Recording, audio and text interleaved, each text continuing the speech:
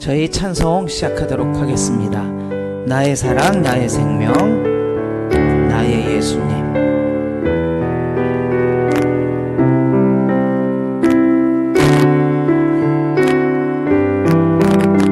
나의 사랑, 나의 사랑, 나의 생명, 나의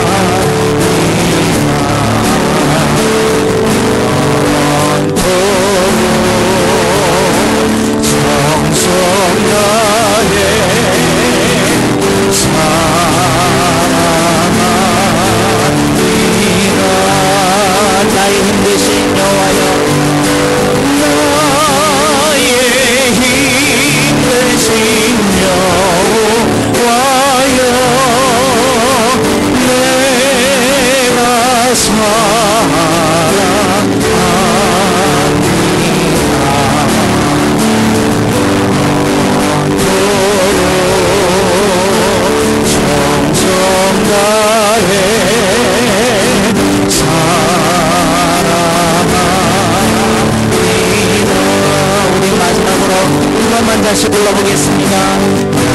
나의 사랑, 나의 생명, 나의 예수님, 나의 예수님, 영원토록 정성 나의 영원토록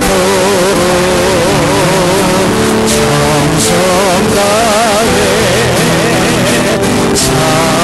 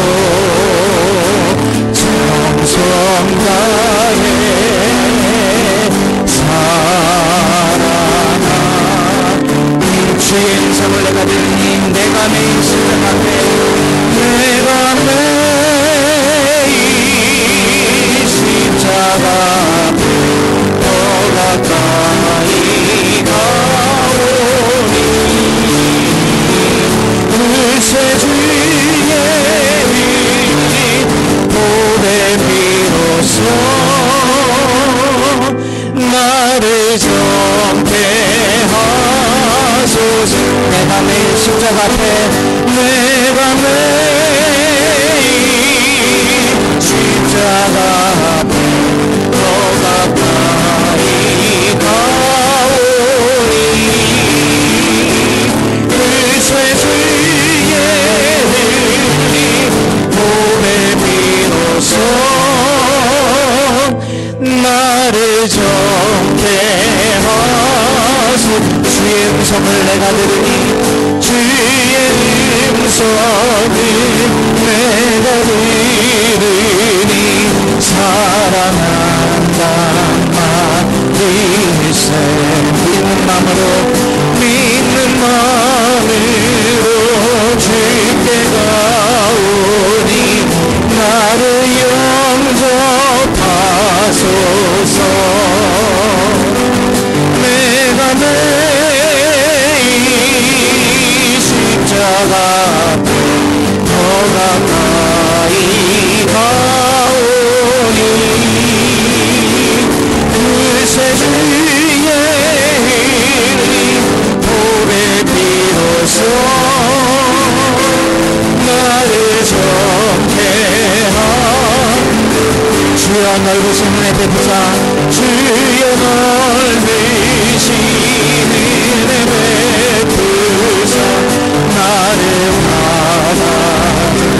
받아주시고 나의 품은 뜻 나의 품은 뜻 주의 뜻같이 되게 하여 주소서 내가 매일 십자가 앞에 더 가까이 가오니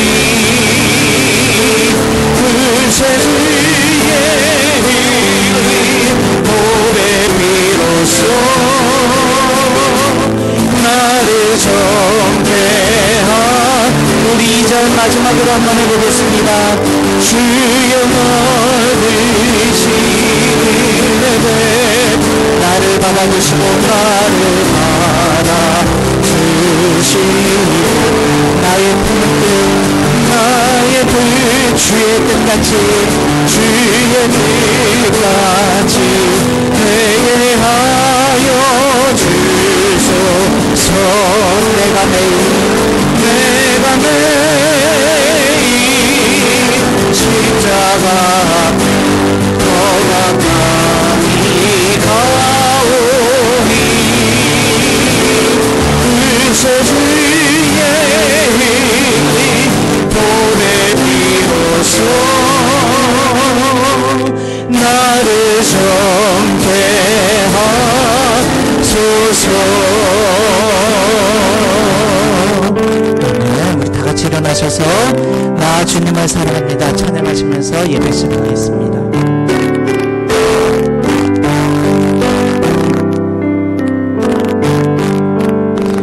나 주님을 사랑합니다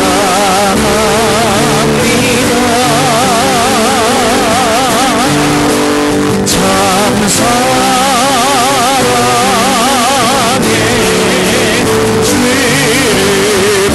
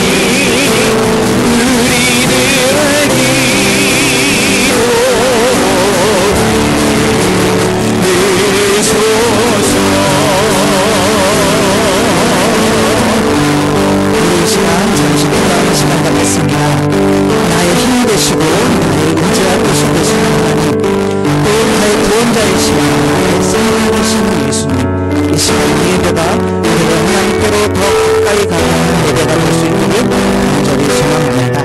선포되어지는 말씀을 통해 우리의 삶이 변화되어지는 예배, 또 우리의 찬양을 통해 하나님이 기뻐하시는 예배, 우리의 삶의 고백이 단번으로 통해 하나님의 음성을 들을 수 있고 오늘 예배가 그런 귀한 예배가 될 수 있도록 잠시 기도하겠습니다.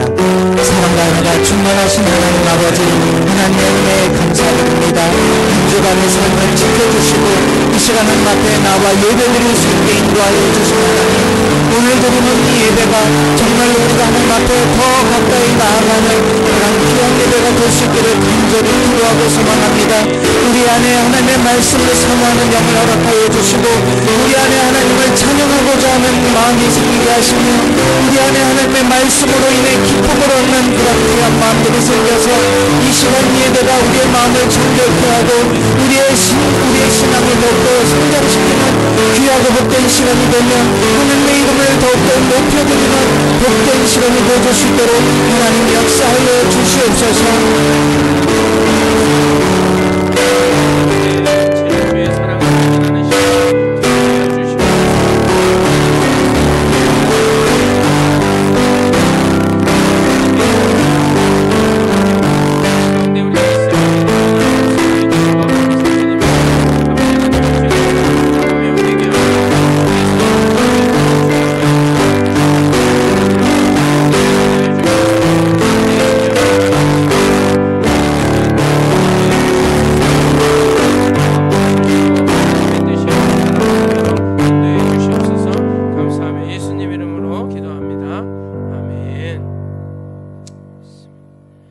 땅의 모든 끝이 여호와를 기억하고 돌아오며 모든 나라의 모든 족속이 주의 앞에 예배하리니 나라는 여호와의 것이요 여호와는 모든 나라의 주제심이로다.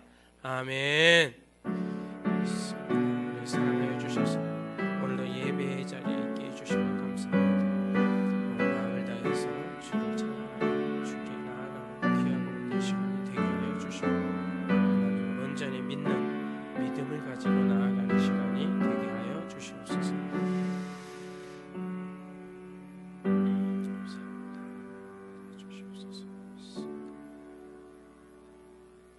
사랑과 은혜가 풍성하신 하나님, 너무나 감사를 드립니다. 우리를 자녀 삼아 주시고 오늘도 예배의 자리로 인도하여 주셔서 하나님을 예배할 수 있게 해주시니 감사를 드립니다. 오늘 우리가 드리는 기도와 찬양을 통해서 열방에 주의 이름이 선포되게 하여 주시옵소서. 거룩한 옷을 입고 하나님을 예배하는 주의 백성들에게 오늘도 하나님께서 때를 따라 돕는 은혜로 충만히 채워 주시옵소서. 마치는 시간까지 악한 마귀 사탄 틈타지 못하게 하여 주시고 모든 성도들에게 주의 성령이 충만히 부어지는 복된 예배의 시간이 되게 하여 주시옵소서. 예수님 이름으로 간절히 기도합니다. 아멘. 찬송가 25장으로 하나님께 영광 돌립니다.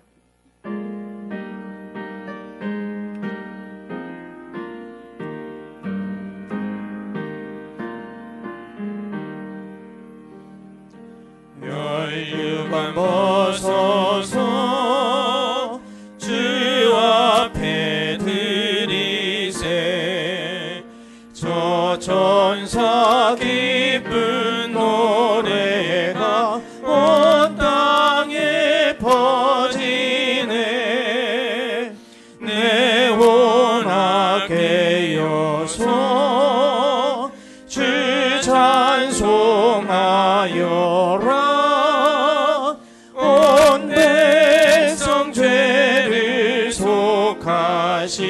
만왕의 왕일세.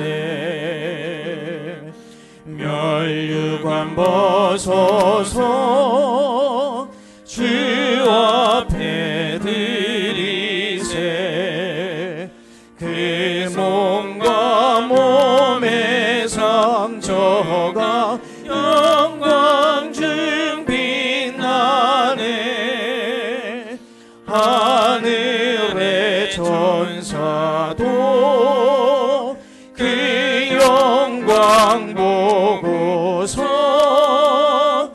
고난의 신비 알고자 늘은 모하도다. 멸류관 벗어서 주 앞에 드리세.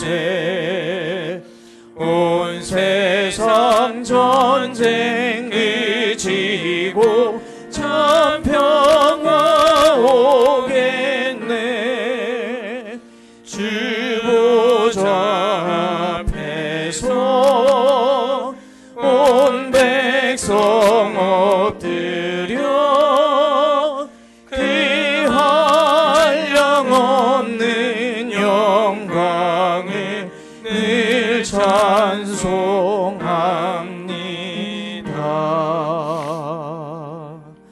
아멘.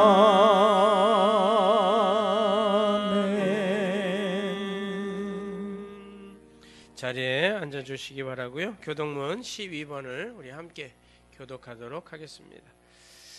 찬송가 뒤에 교독문 12번입니다. 하늘이 하나님의 영광을 선포하고 날은 날에게 말하고 밤은 밤에게 지식을 전하니 언어도 없고 말씀도 없으며 들리는 소리도 없으나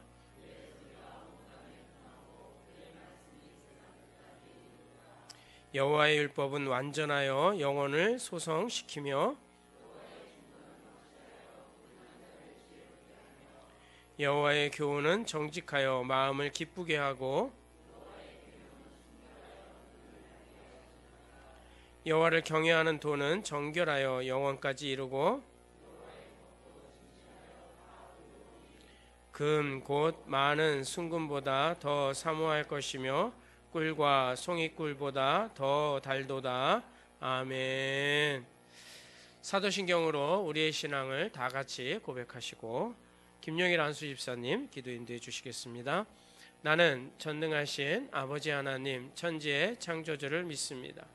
나는 그의 유일하신 아들 우리 주 예수 그리스도를 믿습니다. 그는 성령으로 잉태되어 동정녀 마리아에게서 나시고 본디오 빌라도에게 고난을 받아 십자가에 못 박혀 죽으시고 장사된 지 사흘 만에 죽은 자 가운데서 다시 살아나셨으며 하늘에 오르시어 전능하신 아버지 하나님 우편에 앉아 계시다가 거기로부터 살아있는 자와 죽은 자를 심판하러 오십니다. 나는 성령을 믿으며 거룩한 공교회와 죄를 용서받는 것과 몸의 부활과 영생을 믿습니다.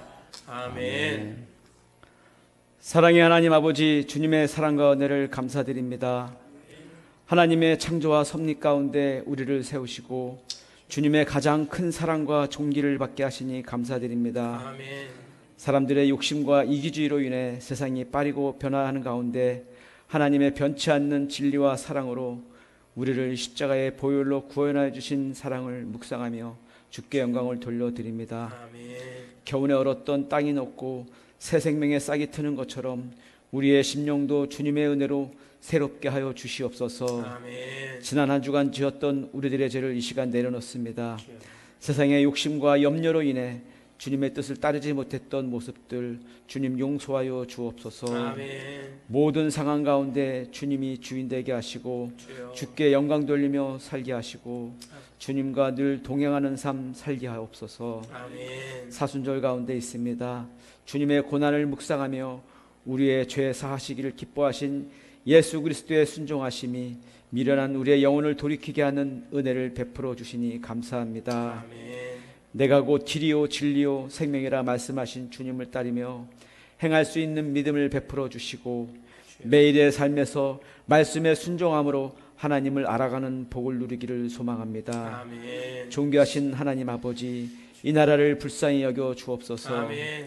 경색되어 있는 정치 정세와 경제 상황이 속히 회복되게 하시고 무너진 질서와 정의가 바로 서게 하시고 지도자들에게 주님의 지혜와 마음을 주셔서 하나님을 경외하고 진정 나라를 위하고 국민을 위하는 정치를 하게 하옵소서.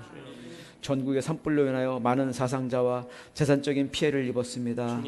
하나님 이들을 이루하여 주옵소서. 아멘. 이 땅이 하루속히 복구되며 상한 그들의 몸과 마음을 치료하여 주시며 인생의 연약함을 돌아보며 참된 구원과 위로자 되신 하나님께 나오는 시간 되게 하옵소서. 아멘. 또한 이를 통해 모든 교회가 합력하여 선을 이루는 일에 기도하며 실천하게 하옵소서. 이 시간 또한 교회를 위해서 기도합니다. 믿음과 사랑 가운데서 뿌리가 박히고 터가 굳어지는 해를 목표로 전 성도가 달려가고 있습니다. 우리의 삶 가운데 이것을 늘 묵상하며 실천하며 살아가게 하옵소서. 아멘. 각 부서별로 목표하고 세운 계획들이 있습니다. 주여. 하나님의 인도와 도우심 가운데 이루어가게 하시고 아멘. 예수님의 사랑과 섬김, 칭찬과 경외가 넘쳐나는 아름다운 공동체가 되기를 원합니다. 아멘. 예수 그리스도께서 우리를 먼저 사랑하셨던 것처럼 우리도 서로 사랑하며 그리스도와 그리스도의 온유한 성품을 닮아가는 참된 교회 되게 하옵소서. 아멘. 때를 얻든지 못 얻든지 예수 그리스도를 전함이 우리 안에 충만하게 하시고 주여. 우리의 선한 행실을 통하여 하나님의 영광 받으시는 공동체 되게 하옵소서. 아멘. 주님, 환절기 가운데 있습니다. 아픔과 질병으로 또한 상한 마음으로 인해 예배에 참석하지 못하는 성도들에게 주님의 위로와 치유의 손길로 함께하여 주옵소서. 아멘.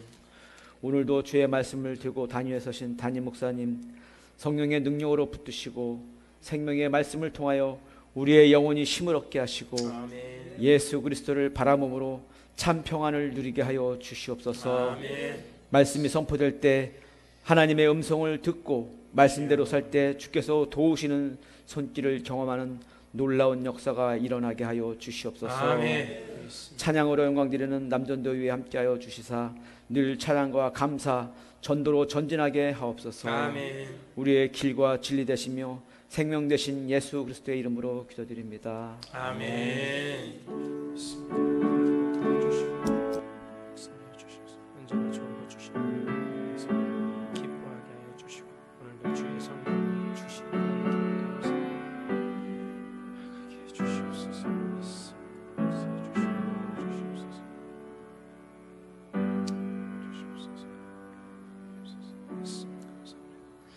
아멘.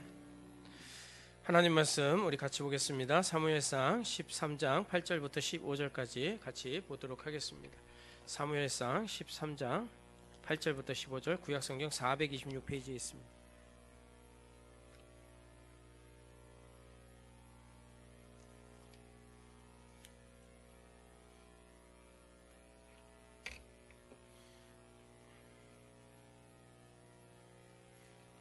구약성경 426페이지 사무엘상 13장 8절부터 15절까지 우리 한 절씩 교독하도록 하겠습니다. 제가 먼저 8절 읽겠습니다. 사울은 사무엘이 정한 기한대로 이레 동안을 기다렸으나 사무엘이 길갈로 오지 아니하매 백성이 사울에게서 흩어지는지라.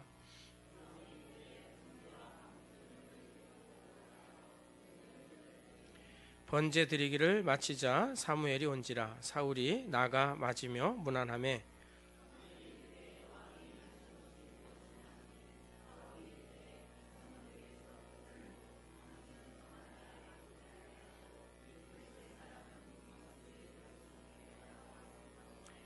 이에 내가 이르기를 블레셋 사람들이 나를 치러 길갈로 내려오겠거늘 내가 여호와께 은혜를 간구하지 못하였다 하고 부득이하여 번제를 드렸나이다 하니라.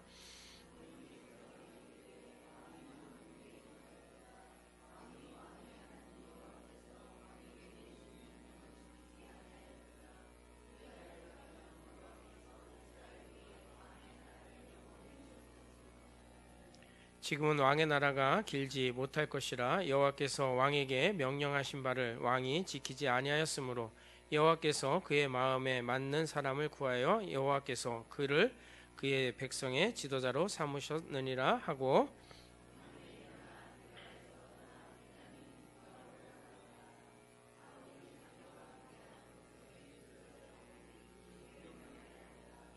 아멘. 자, 우리 지난주 말씀 암송하는 시간 갖겠습니다. 오늘은 김지우 간수 집사님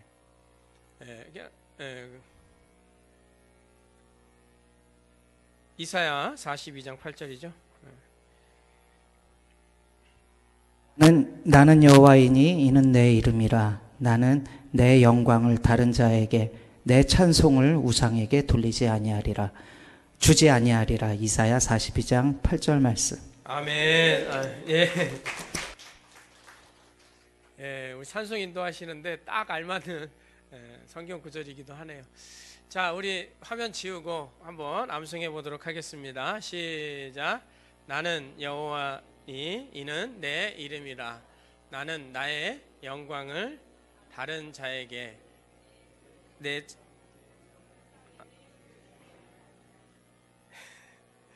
이사야 42장 8절 말씀. 아멘.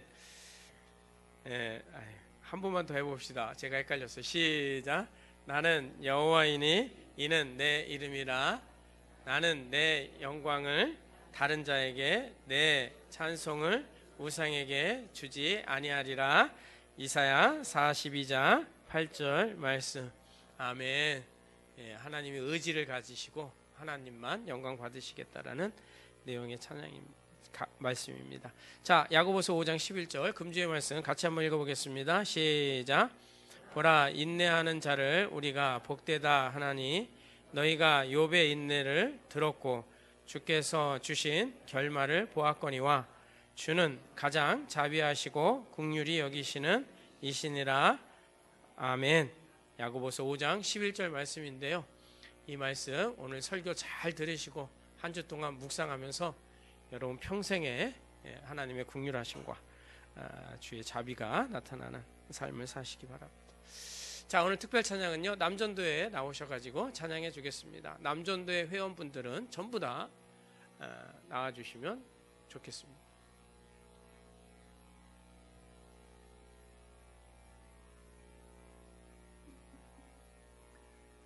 네.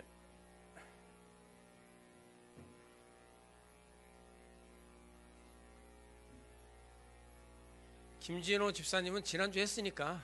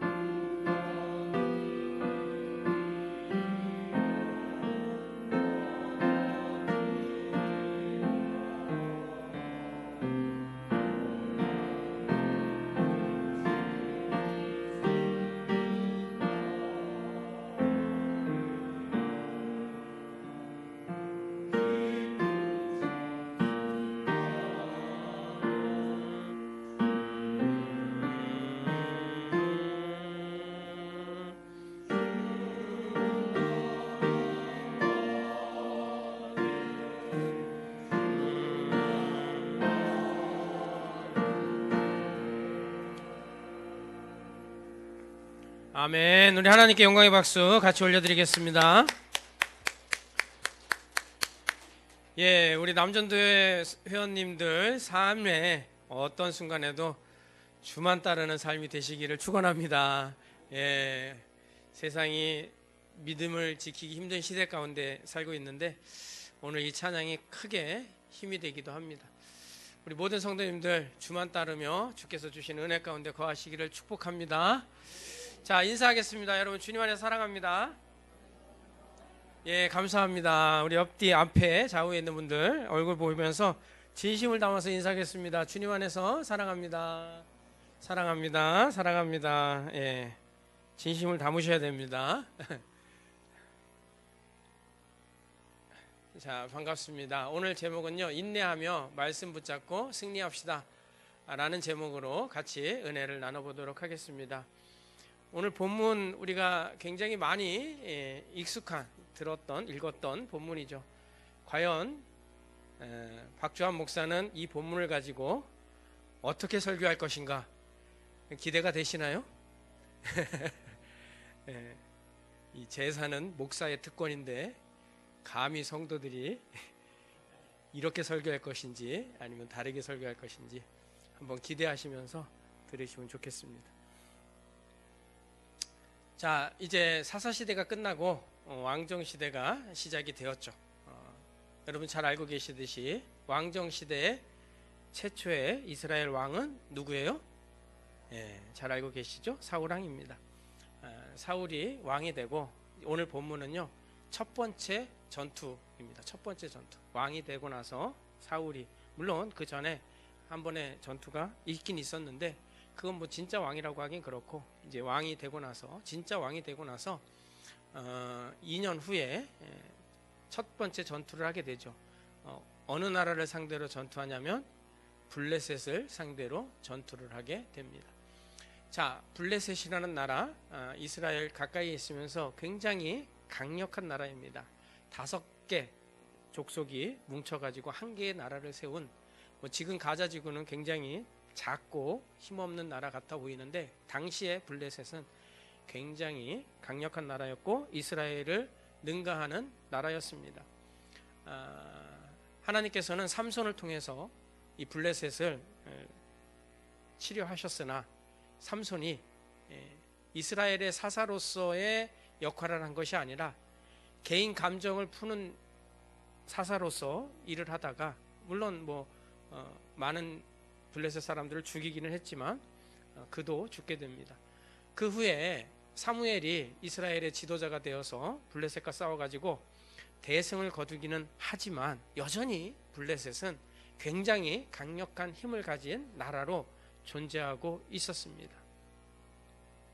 그런 가운데 블레셋이 이미 이스라엘 진영까지 쳐들어온 상황이에요. 그러니까 블레셋이라는 나라가 있고 이스라엘 여호수아 시대 때 차지한 이스라엘 땅이 그대로 있지 않고 이미 많은 땅을 빼앗겨 버렸어요. 지금 오늘 전쟁하는 이곳도 여러분 자세히 읽어보시면 이스라엘 땅에서 전쟁을 합니다. 경계에서 전쟁하는 것이 아니라, 우리나라로 얘기하면 38선에서 전쟁하는 것이 아니라 이미 내려와 가지고요, 어디까지 왔냐면 대전까지 온 겁니다. 블레셋이 거기서 이제 마지막 보류 상태에서 전쟁을 하게 되는 거죠. 자, 그런 상황에서 여러분 보시면 사울이 블레셋과 전투할 때 이 상황, 어떤 군사적인 비교를 할 필요가 있겠는데요. 어떤 상황이냐? 자, 한번 보겠습니다. 먼저 군인수 한번 체크해 볼 텐데요. 2절을 같이 한번 읽어볼까요? 시작. 이스라엘 사람 3,000명을 택하여 그 중에 2,000명은 자기와 함께 믹마스에 와 베델산에 있게 하고 1,000명은 요나단과 함께 베냐민 기브아에 있게 하고 남은 백성은 각기 장막으로 보내니라.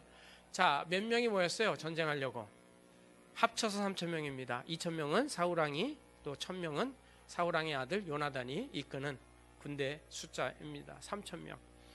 반면에 블레셋은 얼마가 쳐들어왔을 것 같아요? 5절 한번 볼래요? 시작. 블레셋 사람들이 이스라엘과 싸우려고 모였는데 병거가 3만이요 마병이 6천이요 백성은 해변에 모래같이 많더라. 여기까지만 읽겠습니다. 백성은 얼마나 많다고요? 군사는 해변에 모래같이. 셀 수 없이 많았다라는 거죠. 수십만 대군이 이스라엘을 치러 왔어요. 근데 지금 방어를 구축하고 이스라엘 군대 수가 몇 명 모였다? 3,000명 모인 거예요. 근데 이 3,000명도 진짜 3,000명이냐? 아니요. 여기에 기가 죽어가지고 도망간 숫자가 훨씬 더 많습니다. 그래서 15절 읽어보면 몇 명이 남았다고 해요. 뒷부분 읽어보시면 사울이 자기와 함께한 백성의 수를 세어보니 600명가량이라. 다 도망가고 몇 명 남았냐면 600명 남았습니다. 적군의 수는 얼마요? 셀 수 없이 많은데 뭐 제가 주석을 찾아보니까 좋기 20만은 넘었을 거다 뭐 이렇게 통계를 내더라고요. 이거 그 병거의 숫자하고 마병의 숫자를 계산해서 나온 수치가 20만 명이 넘었을 것이다 이렇게 얘기를 하고 있어요. 20만 명 대 600명 이거는요 싸우나 마나 전쟁 아니겠어요? 거기다가 무기는 또 어떨까요? 무기는 19절 한번 보실래요? 19절 시작. 그때 이스라엘 온 땅에 철공이 없었으니 이는 블레셋 사람들이 말하기를 히브리 사람이 칼이나 창을 만들까 두렵다 하였습니다. 자, 이스라엘 백성들은 뭘 못 사용하게 했냐면 철기를 사용하지 못하게 했어요. 이건 뭐냐면 이미 가나안 땅은 철기 무기를 가지고 있었거든요. 요때 시기가 사울왕이 이스라엘을 통치하던 시대가 어떤 그 세계사적으로 보면 어떤 시대냐면 청동기 시대에서 철기 시대로 넘어가는 시대예요. 공부들 열심히 하셨죠? 학교 다닐 때. 청동기 시대에서 철기 시대로 넘어가서 이미 가나안 족속들은 철기 문명을 가지고 살았던 시대였는데 이스라엘은 아직도 청동기를 사용하던 시대였다라는 겁니다. 그래서 블레셋에서 철기를 수출해야 되는데 수출을 하지 않았다라는 얘기가 되겠어요. 그래서 이스라엘 백성들은 철 무기가 없었고요. 누구만 이 철 무기를 가지고 있었냐면 사울과 요나단 단 2명만 가지고 있었다는 거예요. 22절 제가 한번 읽어보겠습니다. 싸우는 날에 사울과 요나단과 함께한 백성의 손에는 칼이나 창이 없고 오직 사울과 그의 아들 요나단에게만 있었더라. 자, 이스라엘의 칼은 딱 2자루밖에 없었어요. 누구밖에 없었다? 사울왕하고 그의 아들 요나단밖에 없었어요. 나머지는 뭐 들고 간 거예요? 꽹이 갖고 가고 낙 갖고 가고 뭐 삽 갖고 가고 나무자루 들고 가고. 우리나라 옛날에 전쟁 드라마 같은 거 보면 우리나라가 막을 때 맨 돌멩이 들고 가고 나무짝대기 들고 가고. 일본은 뭐 총 쏘고 있는데 우리는 그러고 있는 거하고 굉장히 흡사합니다. 반면에 블레셋은 뭘 가지고 있다는 거예요? 블레셋은 다시 5절 보니까요. 제가 읽겠습니다. 블레셋 사람들이 이스라엘 싸우려고 모였는데 병거가 3만이요 마병이 6천이요. 그러니까 이들은 신식 무기를 가지고 기동력 있는 무기를 가지고 이스라엘을 치러 왔다는 얘기입니다. 이게 숫자적으로 한번 생각해 보세요. 여호수아 시대 때 이스라엘 군대 수가 몇 명이었냐면 참고로 60만 1730명이었습니다. 60만. 근데 사사시대를 지내면서 전부 다 죽은 거예요. 빼앗길 대로 다 빼앗겨버리고 겨우 이제 3,000명 모였는데 그나마도 다 도망가고 600명 남은 상황입니다. 무기라고도 할 게 없습니다. 자, 사울이 이스라엘 왕이라고 하지만 이거요. 아무리 생각해도 한 나라의 왕이라고 하기보다는 한 부락의 왕 정도밖에 되지 않는 그런 상황이라는 것을 우리가 짐작을 할 수가 있습니다. 겨우 3,000명, 아니 그것도 다 도망가고 600명 남은 상황에서 삽자로 들고 지금 병거 몰고 온 20만 대군과 싸워야 되는 상황입니다. 자, 이런 상황 가운데 있는데 무슨 일이 벌어지냐면 3절을 먼저 한번 읽어볼까요? 3절 시작. 요나단이 게바에 있는 블레셋 사람의 수비대를 치매 블레셋 사람이 이를 들은지라 사울이 온 땅에 나팔을 불어 이르되 히브리 사람들은 들으라 하니. 자, 이런 상황 가운데서 요나단이 어떻게 해요? 1,000명을 데리고 가가지고 어디를 쳐요? 블레셋 수비대를 먼저 공격을 해요. 아니, 방어하기도 모자란 숫자잖아요, 여러분. 근데 먼저 가서 쳐버린 거예요. 야, 이게 사울 입장에서는 여러분 생각해 보세요. 사고 뭉칠까요? 아니면 믿음의 용사일까요? 이건 누가 봐도 사고 뭉친 거예요. 믿음으로 했다기보다는 너무 이게 말도 안 되는 상황이라는 거죠. 그러니까 철부지 멋모르는 아들이 혈기가 왕성해가지고 1000명 가지고 블레셋 수비들을 쳐버린 거예요. 그래서 이제 뭐가 시작이 됐냐면 전쟁이 시작이 된 거예요. 본격적인 전쟁이 시작이 된 거예요. 이렇게 많은 군사가 있는 상황에서 자, 전쟁이 시작됐어요. 그러면 백성들이 어떻게 해야 돼요? 이제 끝에 보면은 히브리 사람들은 들으라 하면서 이제 으쌰으쌰 해가지고 우리가 이제 비록 3,000명밖에 없지만 싸워서 이길 수 있다, 해보자, 할 수 있다, 필승, 뭐 충성 하면서 구호를 외치면서 모여야 정상이잖아요. 근데 자, 힘을 모아도 이기지 못하는 싸움에서 자, 한번 6절 읽어볼까요? 시작. 이스라엘 사람들이 위급함을 보고 절박하여 굴과 수풀과 바위 틈과 은밀한 곳과 웅덩이에 숨으며 전부 도망갔어요. 그래서 15절이 나온 거예요. 이제 600명만 남게 되는 거예요. 자, 이제 싸우자 그랬더니 힘을 모아서 싸워도 3,000명 갖고 싸워도 못 이길 판에 전부 다 숨어버린 거예요. 도망가 버린 거예요. 그리고 남아있는 백성이 자, 7절 끝에 성경을 한번 볼까요? 화면 보지 마시고 7절 끝에 보면 이렇게 얘기합니다. 사울은 아직 길갈에 있고 그를 따른 모든 백성은 떨더라, 이렇게 되어 있어요. 남아있는 백성들은 사기가 충천해가지고 완전히 우리가 적지만 믿음으로 싸워 이기겠습니다, 이게 아니라 바들바들 떨고 있는 그런 상황이었다라는 겁니다. 이런 상황에서 여러분, 안 떠는 게 비정상이지, 그렇죠? 그렇지 않겠어요? 이런 상황에서 누가 전쟁을 나가서 싸우려 하겠어요? 떠는 건 당연한 겁니다. 여러분 같으면 이런 상황에서 어떻게 하시겠어요? 믿음으로 내가 한번 살아보겠다, 한번 해보시겠어요? 아니면 똑같이 이스라엘 백성들처럼 바들바들 떠시겠어요? 대부분, 저를 포함해서 대부분은 바들바들 떨 수밖에 없을 거예요. 너무 숫자나 그 무기에 의해서 기가 눌린 상태라는 거죠.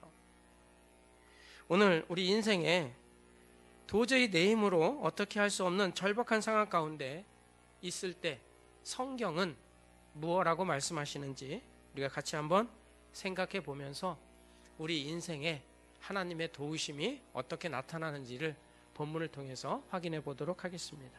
자, 첫 번째로 우리 같이 한번 읽어보겠습니다. 시작. 실수할 때 떳떳하게 인정하고 회개해야 합니다. 실수할 때 떳떳하게 인정합시다. 많이 들어보셨죠? 3월달 좋은 기회 만들기 실천운동인데 실수할 때 떳떳하게 인정하고 회개해야 된다. 절박한 상황, 도저히 내 힘으로 어떤 것도 이루어갈 수 없는 상황에서 성도가 첫 번째로 기억해야 될 것은 실수한 것에 대해서 떳떳하게 하나님 앞에 인정하고 아니면 사람에게 인정하고 회개해야 한다는 겁니다. 사울은 지금 상황이 블레셋과 비교할 수 없는 열악한 상황입니다. 이런 상황에서 사울이 딱 하나 할 수 있는 게 있죠. 뭐냐면 이 상황에서 우리가 우리의 힘으로 이길 수 없겠구나, 하나님의 도우심이 절실하다라는 것을 깨닫게 됩니다. 하나님의 도움이 없이는 이 전쟁에서 이길 수 있는 가능이 1%도 없다는 것을 깨닫고 하나님의 도움을 구하려 합니다. 그래서 제사를 드리려고 하죠. 제사를 드려야 되겠다라고 마음을 먹게 됩니다. 그리고 급하게 사무엘을 부르게 되죠. 사무엘에게 제사를 드려달라고 청하게 됩니다. 전에 사무엘이 블레셋과 싸울 때 사무엘이 번제를 하나님께 드렸을 때 하나님께서 그의 능력을 나타내셔서 블레셋과 싸워 이기게 하셨거든요. 그러니까 그걸 기억하면서 사울도 이제 번제를 하나님께 드리기로 마음먹고 사무엘에게 연락을 합니다. 연락 통보가 와요. 뭐라고 오냐면 일주일 후에 가서 예배를 드려드리겠습니다, 제사를 드려드리겠습니다라고 사무엘이 통보를 하게 됩니다. 왜 일주일인가? 뭐 여러 가지 이유가 있겠죠. 아마 지형적인 이유도 있었을 테고 아니면 여러 가지 사정이 있어서 사무엘에게 일주일이라는 시간이 필요했던 것 같습니다.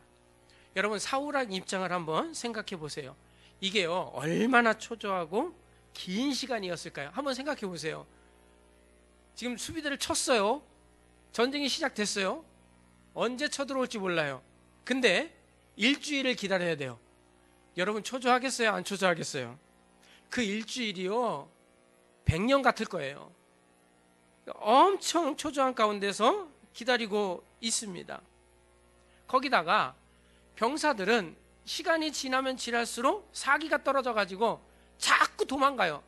진영을 벗어나 가지고 도망까지 막 가는 거예요. 엄청 멀리도 도망가요. 그래서 빨리 일주일이 됐으면 좋겠다고 생각을 하고 있는데 일주일을 기다렸는데도 사무엘이 오지를 않는 거예요. 마지막 날이 됐는데도 좀 아침 나절에 와야 되잖아요. 일주일 오겠다 그랬으면 좀 늦어도 점심 나절에는 와야 되는 거 아니겠어요? 안 오는 거예요. 그래서 사울왕이 어떻게 해요? 8절 9절 한번 같이 읽어볼까요? 8절 9절 시작. 사울은 사무엘이 정한 기한대로 이레 동안을 기다렸으나 사무엘이 길갈로 오지 아니하매 백성이 사울에게서 흩어지는지라. 자, 일주일 지나도 안 오니까 백성들이 또 가는 거예요. 자, 9절 시작. 사울이 이르되 번제와 화목제물을 이리로 가져오라 하여 번제를 드렸더니, 자, 누가 번제를 드려요? 사울 왕이 번제를 드리게 됩니다. 사무엘이 더디 오니까 마음이 조급해져 가지고요 사울 왕이 번제를 드리게 돼요. 이 일로 인해서 사울 왕은 엄청나게 꾸중을 듣게 됩니다. 제사장만 드릴 수 있는 제사를 사무엘이 늦게 오니까 자기가 드려버린 것입니다. 사울 입장에서는 부득이하게 제사를 드렸다고 항변할 수도 있습니다. 그렇잖아요. 지금 상황 얼마든지 이해가 되잖아요, 여러분. 자, 11절 한번 읽어봅시다. 시작. 사무엘이 이르되 왕이 행하신 것이 무엇이냐 하니 사울이 이르되 백성은 내게서 흩어지고 당신은 정한 날 안에 오지 아니하고 블레셋 사람은 믹마스에 모였음을 내가 보았으므로. 자, 세 가지로 이유를 얘기를 해요. 첫 번째 이유는 뭐예요? 백성은 지금 흩어지고 있습니다. 겨우 모인 사람이라고는 3,000명밖에 되지 않는데 그 백성마저 지금 흩어지고 있습니다. 두 번째로 당신은 정한 기한 내에 오지 않았습니다. 세 번째는 블레셋이 막 공격하려고 지금 믹마스를까지 도착해 있는 상태입니다. 자, 이런 상태에서 내가 예배 드리는 것, 내가 제사하는 게 뭐가 그렇게 잘못된 것이냐고 항변을 하고 있는 겁니다. 자신과 백성의 목숨이 왔다 갔다 하는 이 상황 가운데서 하나님 앞에 제사 드려야 되겠고 제사 드려야 하나님께서 도우셔서 승리할 것 같은데 그냥 나가면 100점 100패인데 당신은 오지 않고 백성은 흩어지고 블레셋은 지금 코앞까지 전진해 있는 상태입니다. 백성의 목숨이 왔다 갔다 하는, 돈 몇 푼 벌고 안 벌고의 문제가 아니라 사람의 목숨이 왔다 갔다 하는 이 상황 가운데서 내가 어떻게 제사를 드리지 않을 수 있었겠습니까? 라고 항변을 하고 있는 겁니다. 여러분, 우리가 생각해도요 이거 충분히 이해되는 거예요. 그렇잖아요. 충분히 이해되잖아요. 인간적인 생각으로 이거 100번 이해되는 거예요. 그렇지 않겠어요? 근데 13절 성경 보시면 뭐라 그래요?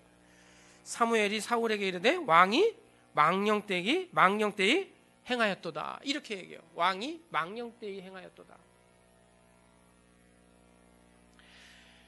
여러분, 사람은요 누구나 실수할 수 있습니다. 아니, 우리 모두는요 실수할 수밖에 없는 존재들이에요. 그렇잖아요. 말 한 10마디만 하면 그 중에 2마디는 다 실수잖아요. 저도 실수투정이에요. 그래서 될 수 있으면 말하지 않으려고 노력을 하는데 인생은 다 그렇게 실수투성인 겁니다. 누구나 다 범죄할 수밖에 없는 그런 어떤 세상적 구조 속에 우리는 살고 있습니다. 하지만 중요한 것은 죄를 범한 후에 자세가 중요합니다. 3월달 좋은 게 만들기 실천운동 뭐예요? 실수할 때 떳떳하게 인정합시다, 이거잖아요. 우리는 떳떳하게 인정하기보다는 자기 합리화를 시킬 때가 훨씬 더 많다라는 거예요.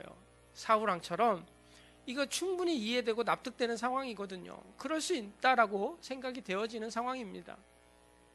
그래서 우리는 어떤 이런 일들을 버려놓고 늘 이 부분에 있어서 회개하기보다는 자기 합리화를 시킬 때가 참 많다라는 거예요. 예를 들어서 뭐 어떤 상황 가운데서 술을 한잔 했어요. 그러면 원래 신앙의 상태라면 회개하고 앞으로 좀 조심하면 되는 거예요. 그럼 하나님께서 얼마든지 용서해 주시죠. 뭐 그거 가지고 뭐라 그러시겠어요. 근데 그걸 가지고 합리화시키는 경우가 있죠. 성경 어디에 술 마시지 말라는 게 있느냐. 예수님도 첫 번째 가나 혼인잔치의 기적을 물로 포도주를 만들지 않았느냐. 바울도 디모데에게 너는 포도주를 마시라고 하지 않았느냐. 라는 온갖 그 반대적인 성경 구절도 성경에 얼마든지 있는데 자기 합리화시킬 수 있는 성경 구절들만 가지고 와가지고 합리화시키면 물론 뭐 그것 가지고 뭐 지옥 가거나 그것 가지고 뭐 믿음이 없다 얘기할 수는 없겠지만 그것으로 인해서 여러분 우리 신앙에 무슨 도움이 되겠냐는 거예요. 설령 그게 죄가 아니라 치자고요. 그게 뭐 교회법에 나와 있는 거지 뭐 성경에 완전히 나와 있는 거 아니니까 뭐 그렇다 치자고요. 뭐 이거 예를 든 거예요. 여러분 뭐 나무라자고 설교하는 건 절대 아니고요. 그렇게 자기 합리화시켜 버리면요. 거기에 무슨 하나님의 은혜가 있고 거기에 무슨 하나님의 용서하심이 있고 거기에 무슨 우리의 삶을 변화시킬 수 있는 능력이 있겠냐고요. 잘못할 수 있고 실수할 수 있는데 그것을 가지고 또 특히 성경을 가지고 자기 합리화를 시켜버리면 거기에 어떤 은혜도 없어요. 우리가 그런 부분에 있어서 철저하게 하나님 앞에 회개하면 하나님께서 우리에게 부어주시는 은혜도 있고 용서해 주시기도 하고 우리의 삶이 변화되는 능력도 나타나는데 자기 합리화시키면 어떤 것도 이루어질 수 없다라는 겁니다. 사울왕이 한 말이 다 맞다 할지라도 하나님의 말씀대로 제사장이 와서 제사를 드릴 수 있도록 기다렸어야 했고 조급한 마음에 제사를 드렸다면 용서를 구하는 것이 옳았다라는 것입니다. 그러면요, 여러분 한번 생각해 보세요. 다윗이 그렇게 큰 잘못을 했음에도 불구하고 회개했더니 하나님께서 용서해 주셨잖아요. 하나님께서 사울의 믿음 없는 이 행동을 얼마든지 용서해 주실 수 있었다라는 겁니다. 여러분 우리 인생 가운데 정말 앞이 보이지 않는 깜깜한 상황, 도저히 내 힘으로 이길 수 없는 상황 가운데 우리는 이 조급함 때문에 실수할 때가 있고 그것으로 인해서 자기 합리화를 시킬 때가 참 많습니다.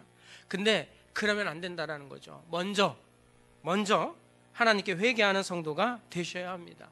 요한 1서 1장 8절부터 10절까지를 우리 같이 한번 읽어보겠습니다. 시작.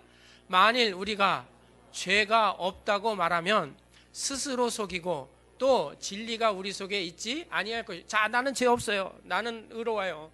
이렇게 내가 생각하고 살면 진리가 우리 속에 있지 아니할 것이요. 여러분 내가 죄 없다고 생각하고 살면요 우리 안에 하나님의 은혜도 없어요. 하나님의 사유하심도 없고요. 우리의 삶을 변화시킬 능력도 하나님으로부터 공급되지 않아요. 9절 읽어볼까요? 시작. 만일 우리가 우리 죄를 자백하면 그는 미쁘시고 의로우사 우리 죄를 사하시며. 자, 사하시는 건 당연하다고 생각하죠. 그 다음에 우리를 모든 불의에서 깨끗하게 하실 것이요. 10절 읽어볼까요? 시작. 만일 우리가 범죄하지 아니하였다 하면 하나님을 거짓말하는 이로 만드는 것이니 또한 그의 말씀이 우리 속에 있지 아니하리라. 우리가 스스로 의롭다 생각하고 살아가면 하나님의 말씀이 우리 안에서 자리 잡을 데가 없다라는 거예요. 혹시 나는 내 인생을 신앙생활을 하면서 바리새인과 같은 신앙생활을 하고 있지는 않는지,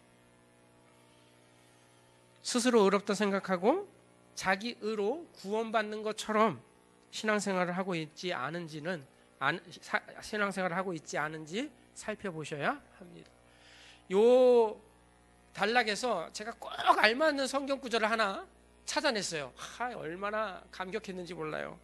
이 은혜되는 구절이 하나 있더라고요. 자, 한번 읽어보겠습니다. 시편 32편 4절부터 7절이에요. 시작. 주의 손이 주야로 나를 누르시오니 내 진액이 빠져서 여름 가뭄에 마른같이 되었나. 자, 이거 보세요. 4절 보면 지금 상태가 어떤 상태예요? 지금 사울왕과 블레셋과의 전투와 같은 상황이에요. 내 인생이 앞이 깜깜한 상황, 진액이 빠져서 여름 가뭄에 말라버린, 완전히 내 힘으로 어떤 것도 할 수 없는 그런 상태. 자, 이런 상태 가운데서 뭐라고 고백하나 보세요. 시작. 내가 이르기를 내 허물을 여호와께 자복하리라 하고 주께서 주께 내 죄를 아뢰고 내 죄악을 숨기지 아니하였더니 곧 주께서 내 죄악을 사하셨나이다. 하나님께서 내 죄를 사했어요. 자, 여기까지는 우리가 다 알고 있는 내용이에요. 자, 그 다음 보겠습니다. 시작.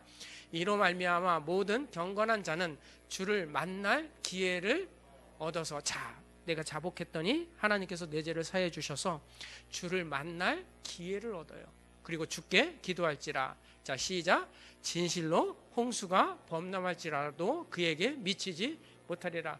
홍수와 같은 상황이 우리한테 덮친다 할지라도 그 홍수가 미치지 못하게 해주시겠다고 약속하고 계세요. 7절 볼래요? 시작. 주는 나의 뭐예요? 은신처시오. 환난에서 나를 어떻게 하시고 보호하시고 구원의 노래로 나를 부르시리라. 내가 구원의 노래를 부르게 해주시겠다라는 거예요. 그 상황 가운데서 나를 구원해 주셔서 구원의 노래를 부르게 해주시겠다라는 거예요. 한번 정리해 보실 수 있으시겠어요? 정말 여름 가뭄에 마른 것 같은 그런 상태, 진액이 완전히 빠져버린 그런 상태에 있을 때 내가 내 죄를 하나님께 자복했더니 하나님께서 내 죄를 사해 주시고, 그 다음에 뭐예요? 그 다음에 홍수가 범람할지라도 미치지 못하게 해주시고, 그 다음에 뭐예요? 하나님이 나의 은신처가 되어주시고, 그 다음에 나를 환난 가운데서 보호해 주시고, 마지막에 나로 구원의 노래를 부르게 해주시겠다라는 말씀입니다. 그래서 여러분 앞이 캄캄할 때 여러분 첫 번째로 꼭 기억해야 될 게 뭐냐면 떳떳하게 인정하고 회개하셔야 돼요.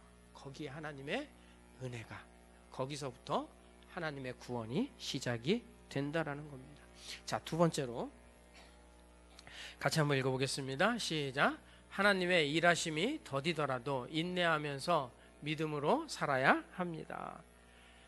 하나님의 일하심이 우리가 생각한 것처럼 즉각적으로 일어나지 아니하고 더디게 일어나는 것 같아 보인다 할지라도 안 일어나는 게 아니니까 인내하면서 믿음으로 살아야 된다라는 겁니다. 자, 10절 한번 읽어볼게요. 시작.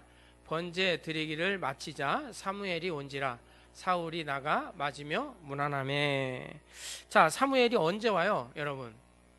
사울이 번제를 드리고 그것을 마치자 사무엘이 왔습니다. 사무엘이 약속을 어기고 한참 시간이 지난 후에 온 것이 아니라 기한 내에 왔다는 뜻입니다. 기한 내. 그 마지막 날, 일곱째 날에 온 거예요. 아직 기한이 남았는데 사울이 일곱째 날이 됐는데도 안 오는 거 보니까 안 오나 보다 생각하고 자기가 번제를 드린 거거든요. 그러니까 사무엘이 사울에게 아주 심하게 책망을 하지 않습니까?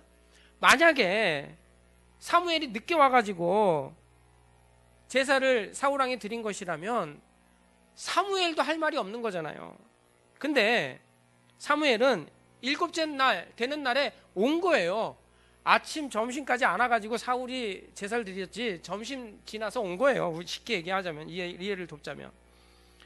근데 사울의 이 조급함 때문에 사무엘을 기다리지 못하고 제사를 드린 것입니다. 사울이 그렇게 조바심을 내지 않고 서두르지 않고 조금만, 뭐 제사 드리는데 오래 걸렸겠어요? 조금만 기다렸다면 자신이 제사 드리는 일도 없었고 자신이 한 행동을 정당화시키면서 변명할 이유도 없었고 하나님께서 궁극적으로 버리시지도 않았을 것입니다. 이왕 기다린 거 하나님을 의지하면서 조금만 더 기다렸다면 얼마나 좋았을까요? 우리 생각에는 아이, 사무엘이 조금만 일찍 오지 이렇게 생각할 수 있잖아요. 왜 7일 끝날 때쯤 7일 다 돼가지고 막바지에 왔냐 뭐 이렇게 생각할 수 있는데 왜 사무엘이 늦게 왔다고 여러분 생각하세요? 왜? 하나님께서 사울의 마음을 시험하시기 위해서 그렇게 하신 것이 아닌가 싶어요. 하나님께서 사울이 어떤 마음을 가지고 있는지 그것을 시험하시기 위해서 사무엘을 늦은 시간에 보내신 것 같아요. 그러니까 사무엘이 일찍 왔건 늦게 왔건 그건 중요한 것이 아닙니다. 중요한 것은 사무엘이 늦게 왔건 설령 뭐 다음날 왔다 할지라도 사울은 하나님을 의지했어야 됐다라는 거예요. 그리고 기다렸어야 됐다라는 거예요. 그런데 그것을 기다리지 못했다라는 겁니다. 왜 못 기다렸을까요? 현실에 눈을 두었기 때문에 그래요. 지금 현재의 상황에 몰두하다 보면 하나님의 일하심보다 나의 조급한 마음이 늘 앞서요. 여러분 살아보셔서 아시잖아요. 하나님의 때를 기다리기보다는요, 이 주변의 상황을 보고 살면 늘 내가 앞서요. 늘 언제나 그래요. 그래서 기다리지 못하고 믿음 없는 행동을 할 수밖에 없게 됩니다. 백성은 흩어지고 사무엘은 오지 않고 블레셋은 공격할 것 같으니까 스스로 조급한 마음에 앞서게 된 거예요. 조금만 기다렸으면 됐는데 앞선 거예요. 사울 왕이 현재의 상황을 볼 것이 아니라 하나님을 믿고 의지했다라면 충분히 기다릴 수 있는 시간이었다라는 겁니다. 사울이 버림받은 중요한 이유는, 여길 여러분 주목하셔야 됩니다. 사울이 하나님께로부터 버림받은 중요한 이유는 제사장만 드릴 수 있는 제사를 베냐민 지파인 왕이 드렸기 때문이 아닙니다. 그것은 얼마든지 회개하면 용서받을 수 있습니다.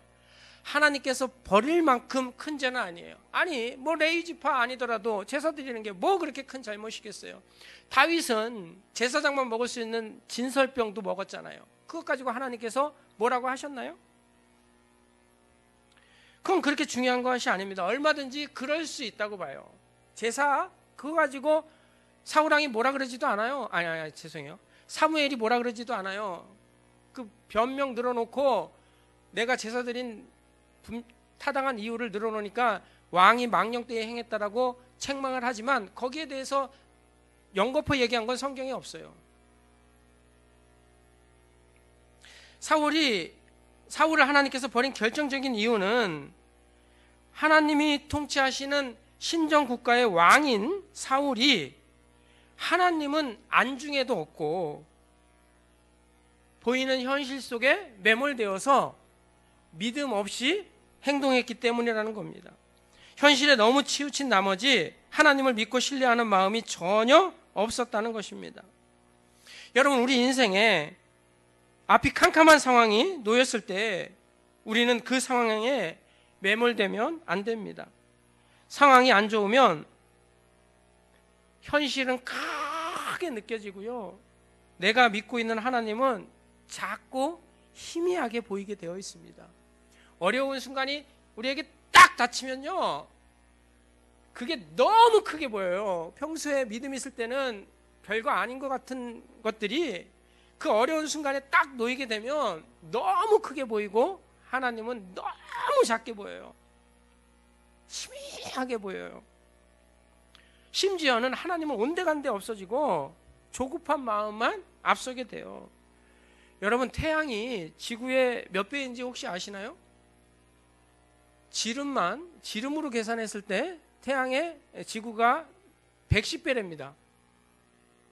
크죠? 엄청 크죠? 근데 이거를 동그라니까 곱하기 3.14 뭐 하면은 그 넓이로 계산하면요 12,000배래요.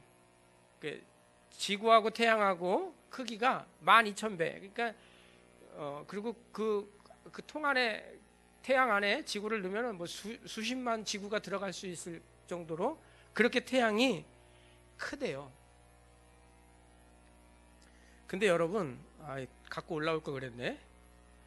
10원짜리 동전 2개를 눈앞에 딱 둬보세요. 그러면요 그 큰 태양은 안 보여요. 뭐만 보여요? 10원짜리 동전 2개만 보이는 거예요.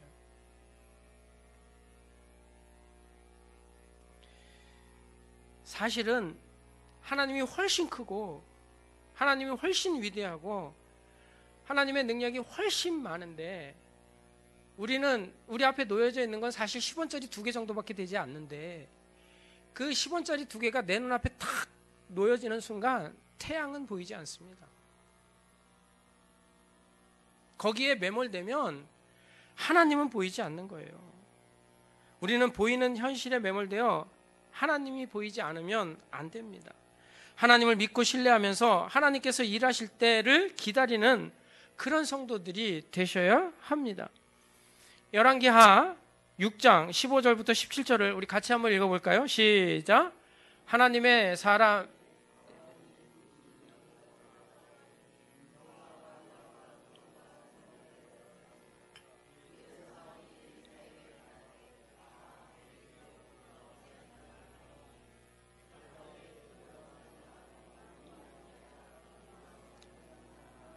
하고 기도하여 이르되 여호와여 원하건대 그의 눈을 열어서 보게 하옵소서 하니 여호와께서 그 청년의 눈을 여심해 그가 보니 불말과 불병거가 산에 가득하여 엘리사를 둘렀더라.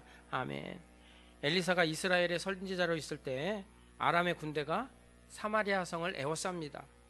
그러니까 사환이 그 광경을 보고 호들갑을 떨죠. 진짜 예루살렘의 성이 빽빽히 둘러싸였습니다.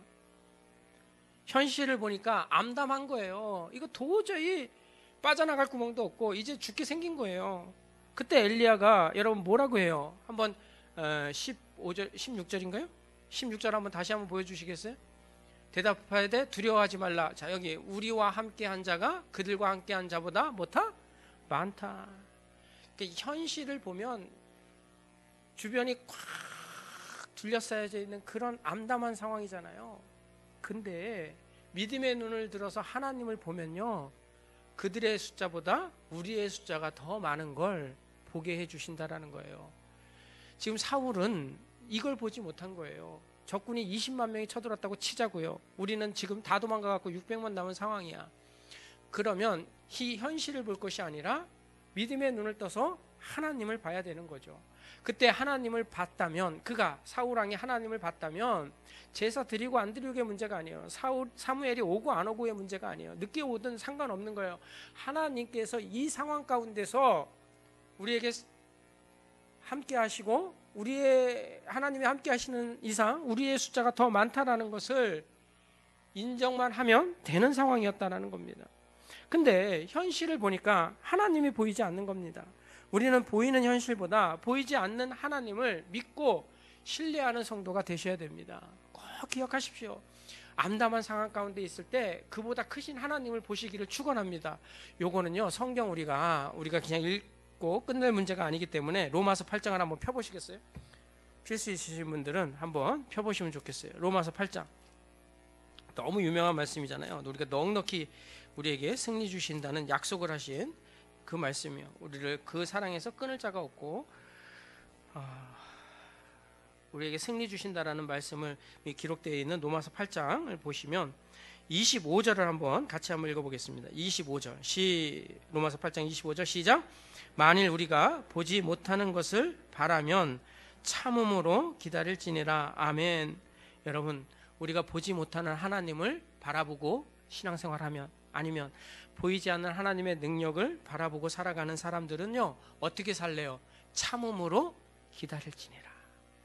하나님은 반드시 하나님의 때에 역사하신다라는 것을 우리는 놓쳐서는 안 됩니다. 야고보서 5장 10절 11절 우리 같이 한번 읽어보겠습니다. 시작. 형제들아, 주의 이름으로 말한 선지자들을 고난과 오래 참음의 본으로 삼아라. 자, 우리 고난 당할 때, 어려운 가운데 처할 때, 자, 믿음의 선진들을 본으로 삼고 고난과 오래 참으라는 얘기입니다. 그러면서 우리가 한 주 동안 외워야 될 말씀 시작. 보라, 인내하는 자를 우리가 복되다 하나니 너희가 욥의 인내를 들었고 주께서 주신 결말을 보았거니와 주는 가장 자비하시고 긍휼히 여기시는 이시니라. 아멘. 우리가 인내하기만 하면 하나님께서 우리 인생 가운데 찾아와 주셔서 어떤 분이요? 가장 자비하시고 가장 우리에게 긍휼을 베푸시는, 긍휼히 여기시는 하나님을 경험하게 해 주시겠다는 약속의 말씀입니다. 여러분, 어려운 순간이 있을 때 조급하게 내가 앞서서 그 일을 처리하지 마시고요, 하나님의 때를 기다려 보십시오. 그러면 하나님께서 반드시 그 상황 가운데서 우리에게 승리를 주실 것입니다. 자, 세 번째로 우리 같이 한번 나눠야 될 건, 이게 제일 중요한데 시간이 없어서 이게 또 어떻게 될지 모르겠어요. 시작. 하나님은 말씀하신 이상 반드시 이루실 것을 믿고 살아야 합니다. 하나님은 말씀하신 이상 반드시 이루신다는 것을 믿고 우리는 살아야 합니다.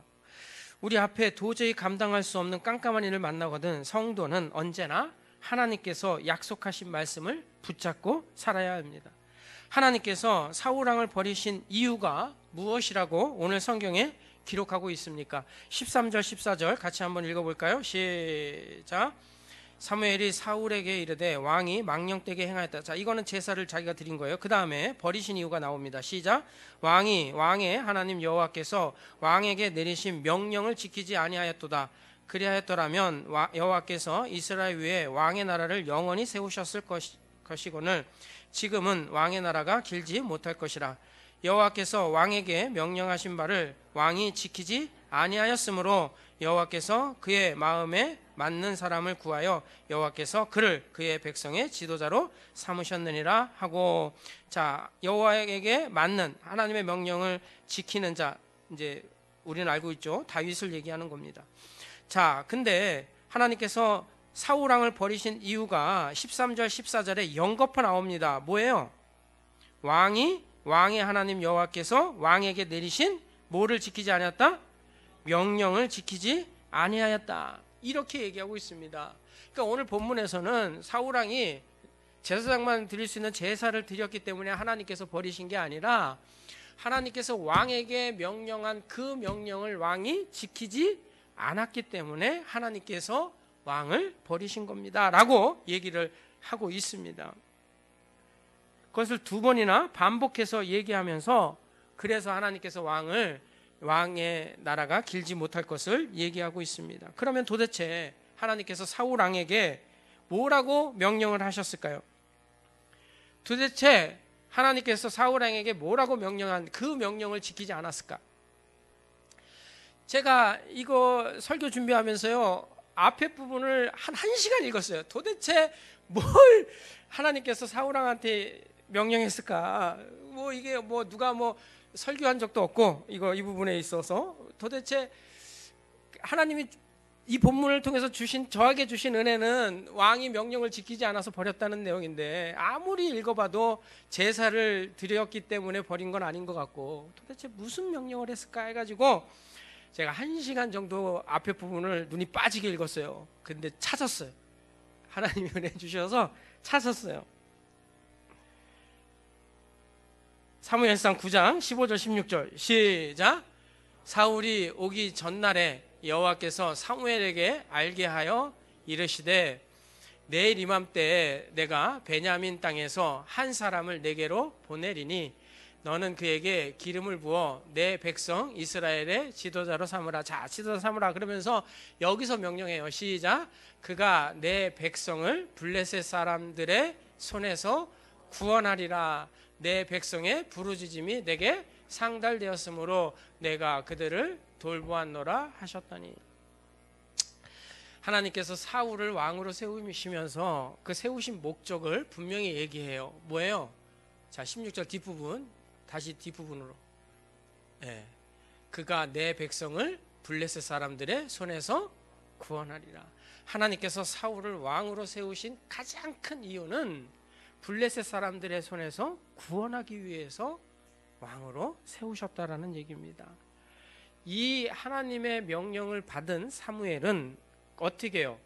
사울을 데리고 어디로 가요? 뭐 어딘지 읽어보면 나오는데 기억이 안 나네요. 하여튼 뭐 옥상, 지붕으로 올라가요. 지붕으로 올라가가지고 1박 2일 동안 그 다음 날까지 사무엘이 이것을 강론해요. 하나님께서 왕을 세우신 이유가 이거입니다 라고 얘기하면서 왕의 그 해야 할 마땅한 본분들을 얘기하죠. 그 중에 가장 핵심이 뭐냐면 하나님께서 왕으로 세우신 이유는 블레셋 손에서 이스라엘 백성을 구원하기 위해서 세운 거라고 얘기를 해요. 그리고 나서 내려와 가지고, 그러니까 저걸 명령하고 1박 2일 동안 합숙 훈련을 하고 그 다음에 내려와 가지고 기름을 부어요. 사무엘이 사울왕한테. 그러면 다른 건 다 잊어버려도요, 이 기름 부음 받을 때 한 명령은 기억해야 돼요. 그 디모데를 읽어보시면 나오잖아요. 네가 안수 받을 때 받은 예언을 기억하라고. 다른 건 다 까먹어도 그건 기억해줘. 내가 왕이 된 목적, 이유, 하나님께서 왕으로 세운 이유, 블레셋 손에서 이스라엘 백성들을 구원하기 위해서 나를 세웠다라는 이거 하나만큼은 놓쳐서는 안 되는 거예요. 적어도 이건 기억해야 됐다라는 거예요. 그 명령은 기억을 했어야 되는 거예요. 근데 사울이 이 하나님의 명령을 기억하지 못하고 지키지 아니했다라는 겁니다. 이 하나님의 말씀을 기억했다라면 여러분 아무리 다급하고 절박하고 상황이 좋지 않아도 우리가 군대 수가 600명밖에 남지 않는다 할지라도 무엇을 결정할 때 조금 냉정하게 결정하고 하나님을 믿고 기다릴 수 있었다라는 겁니다. 그런데 오늘 본문을 보니까 하나님께서 그렇게 세운 목적을 말씀하셨고 명령했음에도 불구하고 사울왕이 그렇게 행하지 않았다라는 겁니다. 그래서 하나님께서 사울왕을 버리신 결정적인 이유는 제가 성경을 묵상한 결과로 내린 결론은 무엇이냐면 그가 제사장을 대신해서 제사를 드린 것이 아니라 뭐 때문에 하나님께서 그를 버릴 수밖에 없었냐면 그가 하나님을 믿지 않았다라는 거예요. 하나님을 믿지 않은 사울왕을 하나님께서 왕으로 두실 이유가 없었다라는 거예요. 명령을 지키지 않은 것, 그 명령 하나 지키지 않은 것 때문에 그런 것이 아니라 사울은 그 상황 가운데서 하나님의 말씀을 전혀 믿지 않고 하나님께서 어떻게 그 일을 이루실 것을 기대도 하지 않고 믿지 않은 상태에서 자기 마음대로 그렇게 행한 결과라는 겁니다. 하나님께서 사울을 왕으로 세우셨을 때 이스라엘을 블레셋에서 구원하기 위함이라고 명령하셨다면 그 말씀을 기억하고 아무리 블레셋 군대가 많다 하더라도 하나님의 말씀만 믿고 용기를 내야 옳았다는 것입니다.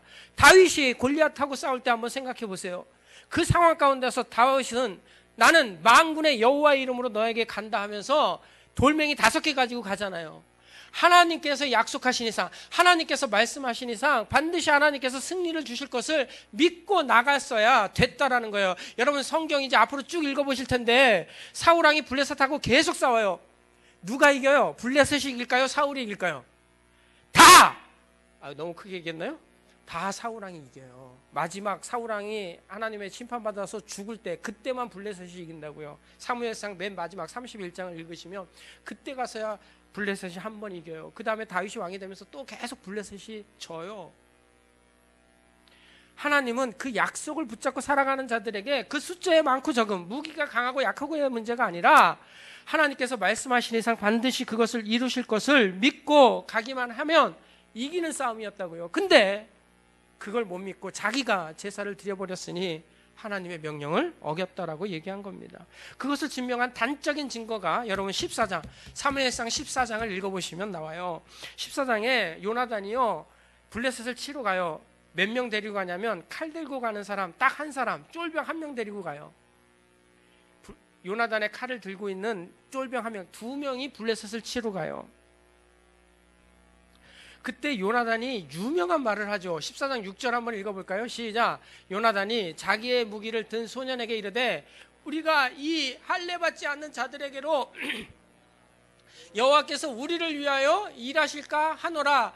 여호와의 구원은 사람이 많고 적음에 달리지 아니하였느니라. 아멘. 이걸 알았다고요.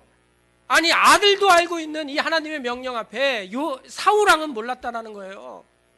뭐라고 얘기해요? 여호와의 구원은 사람이 많고 군대가 많고 무기가 많고 적음에 달려있지 아니한다. 하나님이 말씀하신 이상 반드시 이긴다라고 그것을 결정하고요. 2명이 간다고요. 2명이 600명도 아니라 2명이 간다고요. 가서 누가 이겨요? 집에 가서 읽어보세요. 2명이 이겨요. 그래서 그 2명 때문에 결국 이스라엘이 이 전쟁에서도 승리를 해요. 집에 가서 읽어보세요. 이 전쟁도 이스라엘이 이겨요. 사울왕은 한 번도 진 적이 없다니까요. 하나님이 약속하셨는데 어떤 방법을 동원해서라도 하나님은 그 전쟁을 승리케 하신다고요. 그걸 승리케 하시기 위해서 요나단을 사용하신 거잖아요. 요나단이 2명 데리고 가요. 그랬더니 하나님께서 그 가운데서 승리를 주시더라는 얘기입니다. 하나님은요 처한 상황에 별로 관심이 없어요. 쉽게 말씀을 드리면 지금 상황이 어렵고 안 어렵고 하나님은 거기에 별로 관심이 없어요. 하나님의 관심은 어디에 있냐면 사울 왕에게 있었습니다. 사울 왕이 하나님의 말씀을 믿고 신뢰하면 하나님께서 약속하신 대로 승리를 주시는 거거든요. 근데 이 사울왕이 하나님을 믿지 않았다는 거예요. 그것이 결국은 사울왕을 버리게 된 결정적인 이유가 됐다라는 겁니다. 우리의 처지가 어려워도 여러분, 하나님은 사실 별로 관심 없어요. 여러분 그렇게 어려운 상황 가운데 놓여 있는 거에 대해서 하나님은 그 상황에 별로 관심 없어요. 뭐에 관심이 있냐면 여러분 한 사람 한 사람에게 관심이 있다고요. 하나님에게 그 상황은 그렇게 중요한 것이 아니에요. 뭐가 중요하냐? 내가 그 상황 가운데서 그 상황에 매몰돼 가지고 내 조급한 마음을 가지고 살아가지 아니하고 하나님을 바라보고 믿음 가운데 살며 하나님의 말씀하신 대로 하나님께서 그 말씀대로 내게 이루실 것을 믿고 살아가는 그 신앙의 상태에 하나님은 관심이 있으시다라는 겁니다. 그러니까 여러분, 이 상황이 내게 어떤 상황, 얼마나 깜깜한 상황, 얼마나 어려운 상황이라 할지라도 하나님의 관심은 그 상황에 있는 것이 아니라 그 상황 가운데 놓여져 있는 나에게 관심이 있다라는 것을 꼭 기억하시고 여러분 꼭 믿음 가운데 살아가시기를 축원합니다.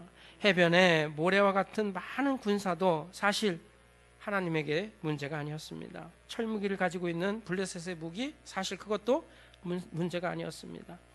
이스라엘에게 남아있는 군사 600명뿐이라는 절망적인 상황, 사실 그것도 문제가 아니었습니다. 문제는 무엇이었냐면 내가 지금 누구를 의지하고 누구를 신뢰하고 누구를 믿고 있느냐가 문제였습니다. 왜냐하면 하나님의 관심이 거기에 있기 때문입니다. 그것을 요나단이 증명한 겁니다. 요나단이 그걸 증명하기 위해서 그 상황 가운데 우리가 매몰되어 있지 않고 믿음이 중요하다는 것, 하나님의 말씀을 붙잡고 사는 게 중요하다는 것을 증명하기 위해 2명이 가서 싸운 거예요. 600명도 아니고 2명이 가서. 그래서 누가 승리를 주세요? 사무엘상 14장 14절 15절 시작. 요나단과 그 무기를 든 자가 반나절 같이 처음으로 쳐 죽인 자가 20명까지, 자, 가서 20명 쳐 죽였어요. 그 다음에 15절 시작. 모든 백성이 공포에 떨었고 땅도 진동하였으니 이는 큰 떨림이었다나. 자, 2명이 가서 싸웠더니 누가 역사하세요? 15절에 하나님이 역사하세요. 하나님이 블레셋 사람들을 다 두려움에 떨게 하시고 하나님께서 땅도 흔들어서 진동시켜 버리셔요. 그 믿음으로 했더니 하나님께서 거기서부터 일하기 시작하다라는 거예요. 말씀 마치겠습니다. 마가복음 여러분 14장, 마가복음 9장 23절입니다. 같이 한번 읽어보겠습니다. 시작. 예수께서 이르시되 할 수 있거든이 무슨 말이냐? 믿는 자에게는 능히 하지 못할 일이 없느니라. 아멘. 여러분 예수님 믿으십니까? 예수님 믿으시죠? 오늘 안 믿으시면 오늘 꼭 믿으시기 바랍니다. 할 수 있거든이 무슨 말이냐? 믿는 자에게는 능히 하지 못할 일이 없느니라. 주어진 상황과 환경이 중요한 것이 아니라 오늘 내가 믿음 가운데 있느냐가 중요한 겁니다. 그 믿음만 있으면 우리는 세상에서 반드시 승리할 수밖에 없는 존재입니다. 예수님을 믿으면 넉넉히 승리한다고 이미 하나님께서 우리를 부르실 때 약속하신 거예요. 하나님이 부르실 때 너 예수 안에만 있어라. 무슨 일이 있어도 예수 안에만 있어라. 내가 네 인생 책임진다. 너 무슨 일이 있어도 예수만 믿어라. 내가 너에게 반드시 승리 준다. 우리는 그 명령을 기억하셔야 돼요. 그래서 무슨 일이 있어도 여러분 믿음 가운데 있어야 되고요.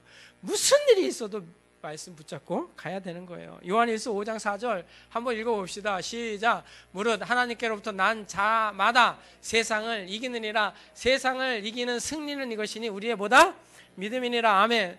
여러분 우리는 믿음만 있으면 세상에서 승리할 수밖에 없어요. 우리가 예수 그리스도 안에 있으면 어떤 존재인지를 그걸 기억해야죠. 주어진 상황, 천재처한 상황을 보지 마시고 내가 어떤 존재인지를 알아야 됩니다. 세상에 살면서 우리는 다른 존재로 이 땅에 살고 있는 자들입니다. 그 자부심을 가지고 살아야 합니다. 아무리 캄캄하고 적들이 많아도 우리는 말씀하신 이상 반드시 그 말씀대로 우리에게 복을 주시는 하나님을 믿고 살아가야 합니다.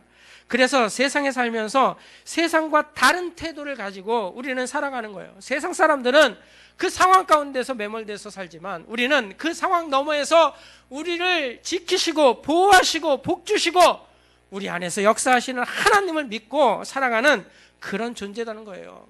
여러분, 서울대 다니는 사람들은요, 태도가 다르답니다.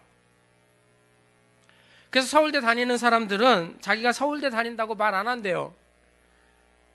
김태희 여러분 이쁘시죠? 이쁘잖아요, 김태희. 근데 김태희가 서울대 나왔어요. 더 이뻐 보이지 않아요? 이 서울대 다니는 사람들은요, 그런 자부심이 있다고요. 그래서 자식이 서울대 들어가잖아요? 그러면 부모도 서울대 다니는 것처럼 부담을 가지고 다닌대요. 여러분들에게 그런 부담은 없죠? 저의 간절한 바람은 우리 딸이 서울대 들어가서 내가 그런 부담을 좀 느꼈으면.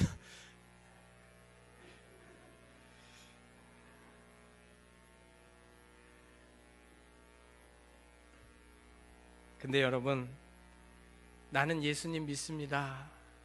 라는 이 고백은 사실 나는 서울대 다닙니다라는 이것보다 더 부담되는 거고요. 나는 서울대 다닙니다라는 그 자부심보다 더 큰 자부심을 가지고 살아가야 돼요. 우리가 그렇게 부름받았다고요. 서울대 가는 비교할 수 없는, 내가 예수 믿으면 우리 앞에 모든 상황이 아무리 깜깜해도 하나님께서 반드시 승리 주신다는 걸 기억하시고 인내하시고 여러분 믿는 티 내면서 하나님 말씀 붙잡고 살아가시기를 축원합니다. 말씀 안에서 하나님이 언제나 승리 주심을 경험하시기를 축원합니다. 기도하겠습니다. 하나님 아버지 감사합니다. 오늘도 우리를 사랑하여 주셔서 하나님의 말씀 가운데 두시고 이 말씀 안에서 우리가 이 땅에 살아가는 모든 날 동안 하나님의 말씀 안에서 우리에게 승리 주신 이심을 믿고 살아가게 하여 주시옵소서. 우리에게 언제나 이 큰 은혜를 주신 하나님의 말씀 앞에 우리가 실수할 때마다 회개하게 하여 주시고 우리가 넘어질 때마다 하나님이 나를 붙잡고 계심을 믿고 인내하게 하여 주시며 우리가 우리 앞에 놓여지는 상황 가운데 조급할 때마다 그 너머에 계시는 하나님을 보면서 믿음 가운데 하나님께서 우리에게 승리 주심을 믿고 살아가는 저희들이 되게 하여 주시옵소서. 오늘도 이 약속의 말씀을 붙잡고 주님 앞에 귀한 예물을 드립니다. 하나님, 우리가 드리는 이 예물이 세상적으로 봤을 땐 그렇게 큰 가치가 없다 할지라도 우리의 신앙의 고백을 담아서 드렸사오니 하나님, 우리의 믿음을 보시고 우리의 삶에 주어진 모든 상황 가운데서 하나님께서 우리 인생 가운데 찾아와 주심으로 말미암아 모든 환난 가운데서 보호하여 주시고 우리를 지키시고 우리를 인도해 주시고 우리에게 복 주심으로 말미암아 하나님으로 날마다 승리하는 저희들이 다 되게 하여 주시옵소서. 아버지 하나님, 오늘도 믿음 가지고 주님 앞에 나와서 11조 예물 드립니다. 또 감사 예물 드립니다. 목적 예물 드립니다. 우리가 드릴 수 있는 것 드리면서 하나님의 은혜를 구합니다. 주께서 날마다 복 가운데로 인도해 주시고 우리의 삶에 충만한 주의 역사가 나타나게 하여 주시옵소서. 예수님 이름으로 축복하며 기도합니다. 아멘. 찬송가 623장 우리 같이 찬송하면서 드려진 예물 하나님 앞에 연락하겠습니다. 623장입니다.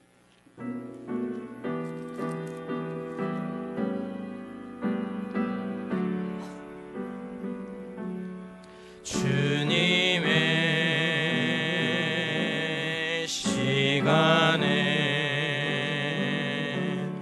아름답게 모든 것 변하리. 주님 나의 갈 길을 인도하여 주시니 주의 뜻을 알아서 살리라. 주님의 시간에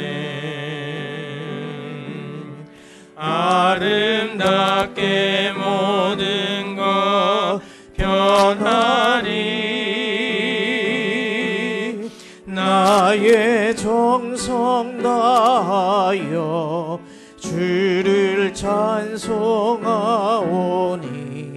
주의 뜻을 이루어 주소서. 아멘. 교회 소식 전해드리겠습니다. 3월달 좋은 교회 만들기 실천운동. 자, 오늘 말씀 기억하면서 실수할 때 떳떳하게 인정합시다. 시작. 예, 여러분 실수할 때 얼마든지 용서해 주시고, 용서만 해주시는 것이 아니라 우리 가운데 찾아오셔서 많은 자비와 긍휼을 베풀어 주신 하나님을 경험하고 살아가시길 바랍니다. 예배 회복을 위해서 여러분 힘써 주시면 좋겠습니다. 40분까지 와주셔서 기도로 준비해 주시면 너무 감사하겠습니다. 오늘 오후 예배는 기간별 예배 드립니다. 성경 퀴즈 대회가 이제 2주밖에 안 남았습니다. 4월 13일 종료주일 오후 예배 시간에 합니다. 창세기 나눠드린 예상 문제집 가지고 가셔가지고 잘 준비해 주시기 바랍니다. 예상 문제집 안에서 이번에도 아마 나오지 않을까 싶은데 여러분 잘 준비하셔서 지난번처럼 아주 피 터지게 싸움해가면서 성경 퀴즈 하였으면 좋겠습니다. 자, 부활절 연합 칸타타 예배위원회 주관으로 합니다. 부활절 당일날 오후 예배 시간에 합니다. 서부경향교회와 연합으로 하니까요. 여러분 많이 동참해 주시기 바랍니다. 오늘도 1시부터 연습이 있겠습니다. 수도노회, 정기노회가 본교회 예배당에서 4월 15일날 화요일날 있습니다. 여러분 시간 내실 수 있는 분들은 다 좀 시간 좀 내셔서 점심 드시고 가시면 되거든요. 점심 전까지만 여러분 좀 시간을 내주셔서 차량 봉사, 또 식사 봉사, 그 다음에 안내, 그다음에 목사님들 일찍 오시면 좀 다가도 좀 필요하고 차도 좀 내놔야 되기 때문에 여러분 좀 협조 부탁드리겠습니다. 성경 일독에 힘써 주시기 바라고요. 8번 광고 좀 봐주시면 좋겠습니다. 여전도에서 바제를 합니다. 여러분 물품 기부할 거 있으면 가지고 오시면 좋겠습니다. 고장난 거 말고요. 입을 수 있는 옷 아니면 생활용품 같은 거 다 가지고 오셔서 안 사가면 많은 거고 그러니까 일단은 여러분 가지고 오셔가지고 좀 풍성한 바자회가 될 수 있도록 협조해 주시면 너무 감사하겠습니다. 4월 20일까지 받는다고 하니까요. 여러분 가지고 오셔서 소예배실에 두시고 여전도의 임원들에게 얘기해 주시면 잘 정리해서 바자회 할 때 큰 힘이 될 거라 생각이 되어집니다. 세례교육이 오늘부터 3주간 있습니다. 1시에 세례받을 분은 목양실로 와주시기 바랍니다. 자, 우리 지난주에 축하를 못했는데요. 시간이 많이 가서 축하하겠습니다. 우리 김든당 권사님 지난주 금요일날 생일이었고요. 김홍자 권사님 지난주 금요일날 생신이셨습니다. 우리 두 분 축하하겠습니다. 당신은 사랑받기 위해 태어난 사람. 자, 김홍자 권사님 가운데 앉아 계시고 김든당 권사님 가운데 앉아 계십니다. 자, 당신은 사랑받기 위해 태어난 사람. 김홍자 권사님 축하합니다. 김든당 권사님 축하합니다. 갖고 있지요. 당신은 사랑받기 위해 태어난 사람. 당신의 삶 속에서 그 사랑 받고 있지요. 우리 박수로 축하하고 축복하겠습니다. 자, 이제 자리에서 일어나셔서요. 찬송가 57장 우리 같이 찬송하겠습니다.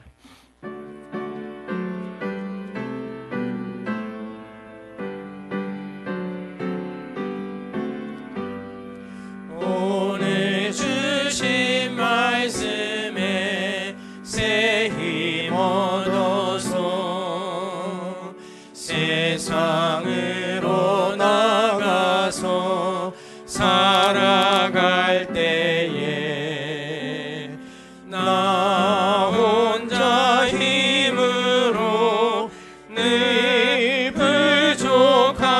부족하오니 주여 나를 도우사 승리하게 하소서.